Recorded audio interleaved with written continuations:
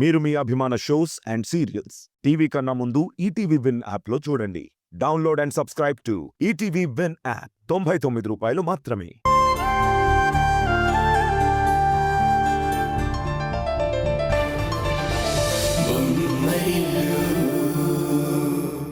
ఏవండి, ఏంటండి?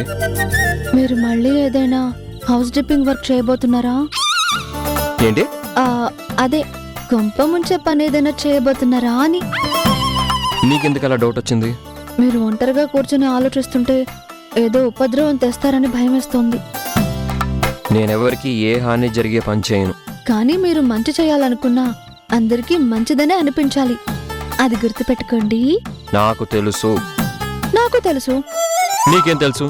మీకేం తెలుసు అదే తెలుసు. నాకేం తెలుసని నువ్వేమనుకుంటున్నావు? మీకేం తెలుసని మీరు అనుకుంటున్నారు. నీతో మాట్లాడితే నాకున్న జ్ఞానం కూడా పోయేటట్టుంది. మీరు చేసే పనులు చూసి నాకున్న అజ్ఞానం మొత్తం పోయింది. నేనేం చేశాను? మీరు మర్చిపోయారా? నేను వేరే ఏదో ఆలోచిస్తున్నాను. అదేంటో నాకు చెప్తే నాకు తోచిన సలహా ఇస్తాను కదా. అది దాన్ని ధర్మ సంకటం అంటారులే, నీకు అర్థం కాదు. మళ్ళీ ధర్మ సంకటం అంటూ ఇంకేం సంకటం తెచ్చిపెడతారు మహాప్రభు. అది కాదు. అదే ఇది కాదా? అదే కదా అన్నాను. మీరు మళ్ళీ పాటలు మొదలు పెట్టకపోతే చాలు. వాటిని పాటలు అనరు, పాటలు అంటారు. మీ ఇంట్లో పాటల వల్లే పాటలు మొదలవుతున్నాయి. నీకు చెప్పిన అర్థం కాదులే. చెప్తే ట్రై చేస్తాను. ఇంతకీ ఆ అధర్మ సంకటం ఏంటి? అధర్మ సంకటం కాదు, ధర్మ సంకటం. అదే ఏంటో ఆ కటం. ఒక స్వచ్ఛమైన ఇష్టం గొప్పదా, ఇష్టమైన కష్టం గొప్పదా? ఏంటేంటేంటి ఏదో టంగ్ ట్విస్టర్ లా ఉంది. ఏంటది? అంటే ఇప్పుడు ఇష్టం గొప్పదా, మంచి నిర్ణయం గొప్పదా? ఇంకొకరి హౌస్ డిప్పింగ్ వర్క్ కానీ ఇష్టం గొప్పది. మన సొంత హౌస్ డిప్పింగ్ వర్క్ కానీ నిర్ణయం గొప్పది. ఎవ్వరికి ఏ హాని చేయని ఇష్టమైన నిర్ణయమైనా గొప్పదని నేనంటున్నాను. నువ్వేమంటావు? నా కాపురానికి ఎసరు తెచ్చేది కానంత వరకు, మా అత్తగారి కోపానికి శాపానికి గురయ్యేది కానంత వరకు నాకు ఏదైనా ఓకే. అయితే అది ఎవ్వరికి చెప్పకపోయినా పర్వాలేదా? మీరన్న మాటే మీకు అప్పచెప్తున్నాను. ఏంటది? బాధ పెట్టే నిజం చెప్పడం కన్నా సంతోష పెట్టే అబద్ధం చెప్పడం మేలు అన్నారు కదా, దాన్ని రివర్స్ గా చెప్తాను. చెప్పు. ఎప్పుడు సత్యాన్నే పలకాలి, ప్రియ వచనాలని పలకాలి.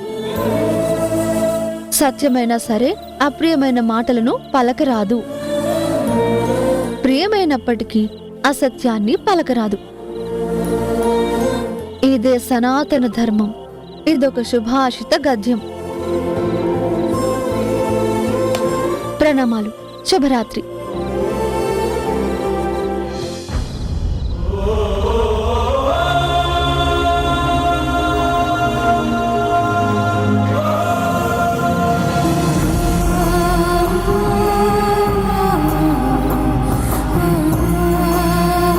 ఒక్కసారి చెప్పినా, 2 సార్లు చెప్పినా ఒకే అబద్ధం, ఒకే కారణం. ప్రతి విషయంలోనూ అబద్ధం చెప్తే అది తప్పు. కానీ నేను పరోక్షంగా పసిపిల్లల కోసం చేసే మంచి ప్రయత్నం అబద్ధానికి భయపడి మంచి పని ఆపేయాలా?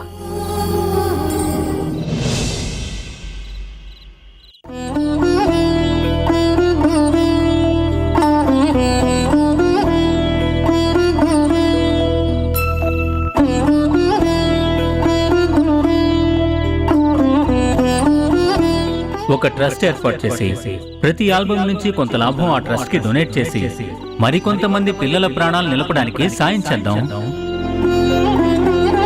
ఆపరేషన్ కి 2 లక్షలు అవుతుందని చెప్పారు. అంత డబ్బు లేక నా బిడ్డని బతికించుకునే మార్గం లేక తల్లడిల్లిపోయాను. అలాంటి సమయంలో మీరు పాడిన పాట వల్ల వచ్చిన లాభాల నుంచి మాకు డబ్బు సాయం అందింది. నా కొడుక్కి ఆపరేషన్ అయింది. మీరు చల్లగా ఉండాలి.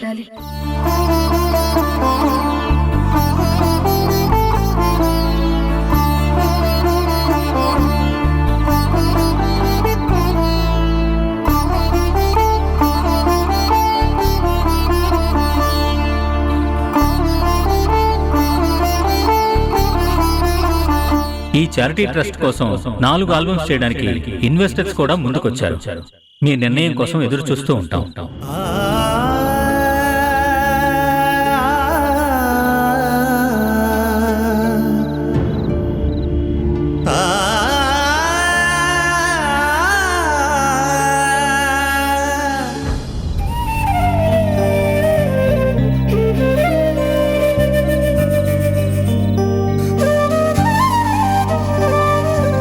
ఎక్కడే పడుకున్నారు కదా, ఈయనని ఏ జగన్మోహన్ ఎత్తుకుపోయింది?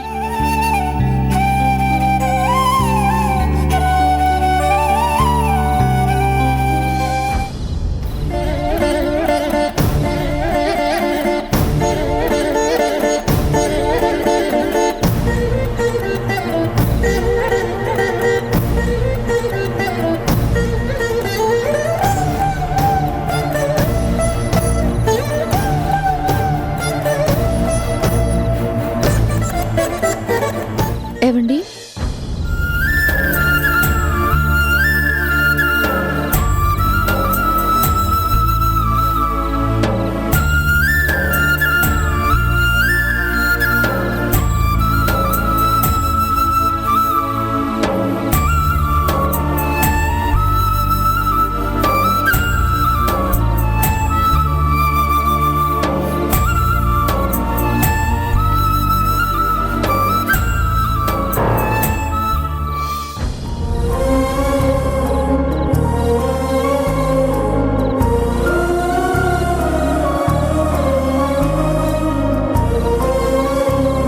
మళ్ళీ ఈ ప్రపంచం తలుపులు తెరిచారా?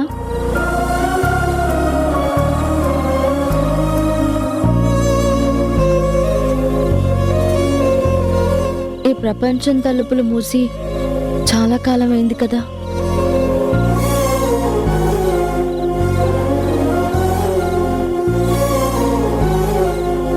మళ్ళీ ఏ జ్ఞాపకం ఈ తలుపు తట్టింది? ఇలాంటి ఎందరో తల్లులకు పుత్రశోకం లేకుండా చేస్తారని ఆశిస్తున్నాను. ఇష్టం గొప్పదా, నిర్ణయం గొప్పదా అనే మీ మనసులో ఇష్టమే గెలిచిందా?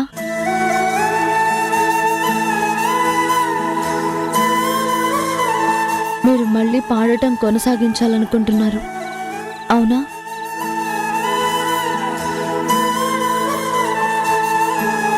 మీ సంఘర్షణ నాకు అర్థమైంది. మీ మౌనంలో సమాధానం దొరికింది. కానీ ఒక ప్రశ్న,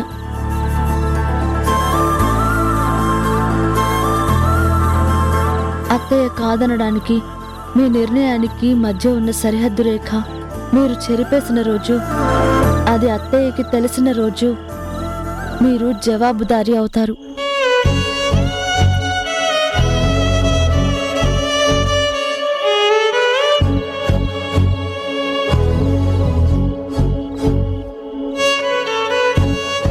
మీ ప్రపంచం ఖాళీ అవుతుంది. ఈ తలుపులు శాశ్వతంగా మూతపడతాయి. మీ కంఠం మూగబోతుంది.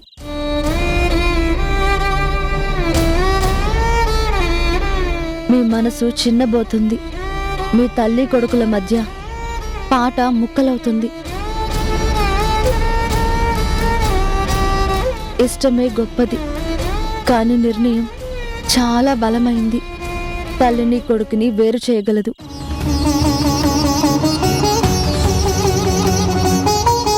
జాగ్రత్త.